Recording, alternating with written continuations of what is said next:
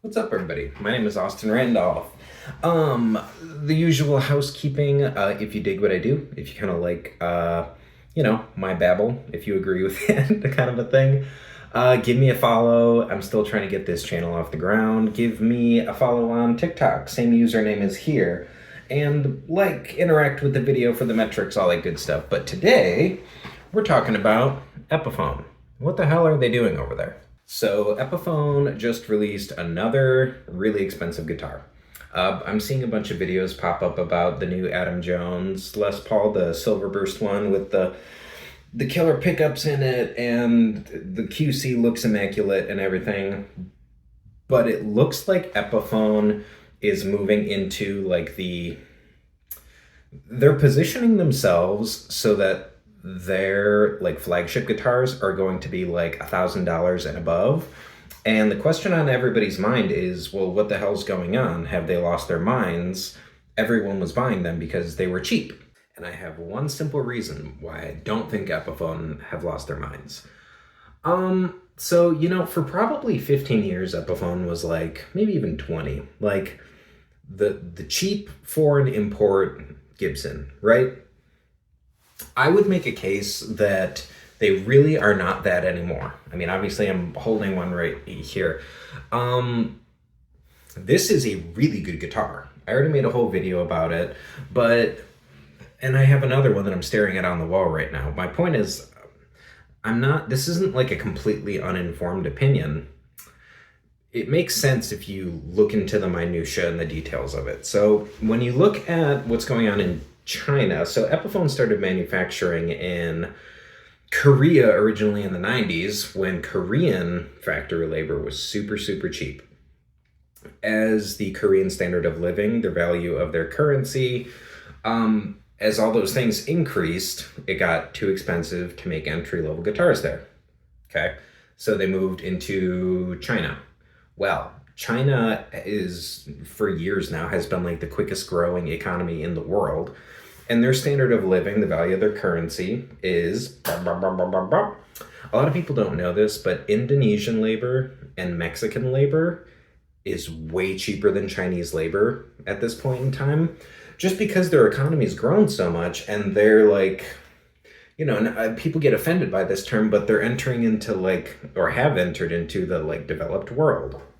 And economics aside, they've been building these guitars for a while and they've gotten really fucking good at it. I mean, really the big change happened when they switched to the Inspired by Gibson line in, I think, 2019 or 2020. That was a huge leap. I mean, I've been playing these guitars since I was 12 or something. That was a massive leap in QC. And they've gotten really good at building guitars. This guitar should not be $399. And as times, everybody knows inflation's been insane. So things are going to be more expensive. But what's unique about this is Epiphone, I think, is trying to move into a different position within the market. There's plenty of other Chinese manufacturers that are coming into the market as their selling point is their affordability. I mean, the big one that made the biggest splash most recently has been Sire guitars, and I played a few of those. They're wonderful. They're great. I would make a case that this and my Epiphone on the wall, they feel like better made guitars, which is insane to say, but I think that's indicative of what Epiphone is trying to do. And I don't think pretty soon the selling point of an Epiphone is going to be its affordability. I think they're always going to be more affordable than a Gibson USA, but I think Epiphone is moving into more of a mid-tier price level instrument, which makes perfect sense, especially if there's something secret in the works about, the Gibson parent company introducing a new super duper budget brand of guitars. I don't know. That's just historically looking back, that would be something that's coming in the, next couple of years or the future. But for the time being, they're trying to position Epiphone as a mid-tier. It's great quality. It's just not made in the USA, but it's made in these factories that have been building guitars for 15 years. They've gotten really good at it. And now that they're seeming to make a habit of putting American electronics in these guitars, like I had a 59 Les Paul that I ended up getting rid of because the finish wasn't for me, the like satin they do on it, at least with the burst I had. But man, that was a really good guitar. There is no, and when they first released those, they were $600, I think, maybe seven. They're more now because I think Epiphone is shifting everything into that more mid tier. So the whole reason I'm making this is I'm watching people freak out like, what are they doing? What are they doing?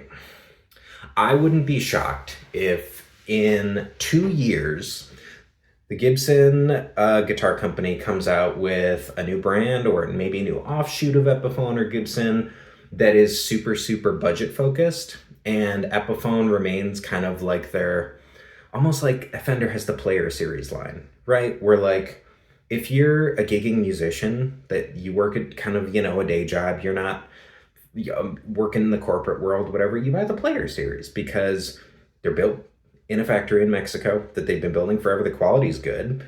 And it's something that you can take with you on tour, or you're playing shows, or you don't feel bad buying two different models. Epiphone is still, I think, really going to be kind of, the people's choice. Like the player models, I think Gibson is still going to be for, it's the stereotypical, like, what, the blues lawyer thing. People talk a whole bunch of shit that don't have any money, but, fuck them. Gibson's still going to be the big dog.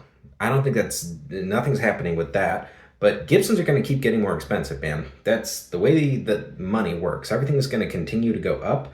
But I think they're really purposefully making Epiphone a mid-tier brand that its sole biggest selling feature is not its affordability. It's a great guitar that happens to be more affordable than the Gibson version.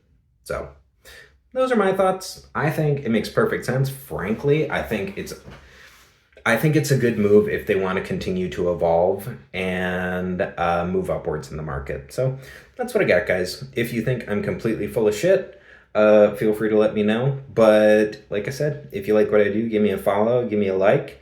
And those are my 2 cents. Thanks, everybody. Take care.